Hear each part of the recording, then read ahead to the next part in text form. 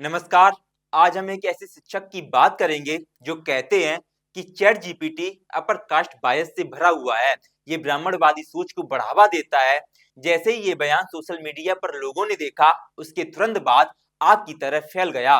पहले आप ये वीडियो देखिए। क्योंकि चैट जीपीटी को ट्रेन करने वाली चैट जीपीटी का मतलब क्या है? Generative, pre train, transform, pre train. किसने ट्रेन किया?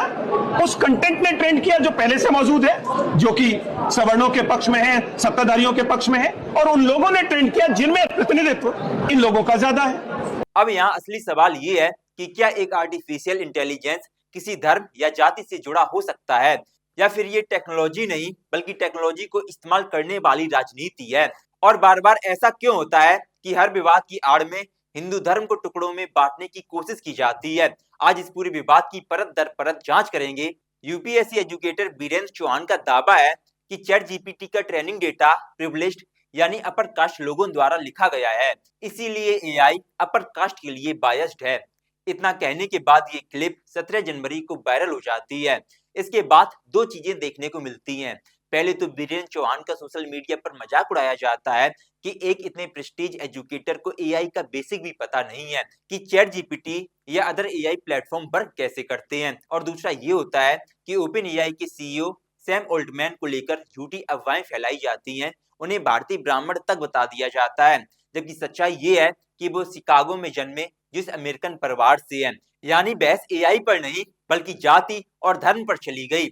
अब यहाँ से जरा भावनाओं से हटकर प्रैक्टिकल बात की जाए तो समझने वाली बात यह है कि चैट जीपीटी कोई इंसान नहीं है। इसका कोई धर्म नहीं होता, कोई जाति नहीं होती और ना ही कोई राजनीतिक विचारधारा, बल्कि चैट जीपीटी इंटरनेट पर मौजूद टेक्स्ट, किताबें, लेख, website, public domain data, multiple भाषाओं और विचारों से काम करता है।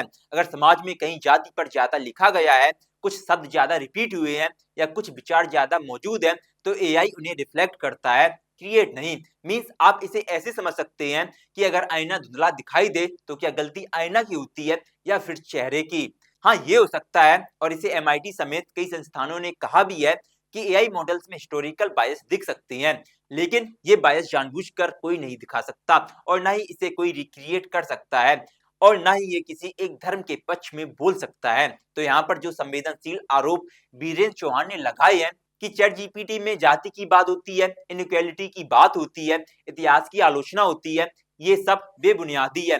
और यहाँ पर बीरेंद्र चौहान पर एक बहुत बड़ा सवाल खड़ा होता है कि इतने बड़े शिक्षक होने के बावजूद अगर यही धर्म और जाति को तोड़ने की बात करेंगे तो कैसे काम चलेगा, क्योंकि इन्हें लाखों छात्र और छात्राएं सुनते हैं। और ऐसा क्यों होता है कि अपने देश में कोई पॉलिटिशियन, शिक्षक या कोई अभिनेता सिर्फ हिंदू धर्म में प्रॉब्लम ढूंढता है और यहाँ पर हम एक्सेप्ट करते हैं कि किसी भी धर्म में समस्याएं हो सकती हैं, लेकिन किसी एक धर्म या जाति में समस्याएं निकालना कितना सही है। आज एआई एक नया मैदान बन चुका है जहां अपने देश में शिक्षक लोगों को एआई सिखाना चाहिए, वहां इसे जातिवाद में बांटने की कोशिश की जा रही है। आप इस पूरी कंट्रोवर्सी को कैसे देखते हैं? अपनी राय कमेंट बॉक्स में बताइए। हमें प्रेम चतुर्वेदी और आप देख रहे हैं नेक्स्ट जन ब्रॉडकास्ट। वीडियो देखने के लिए धन्यवाद।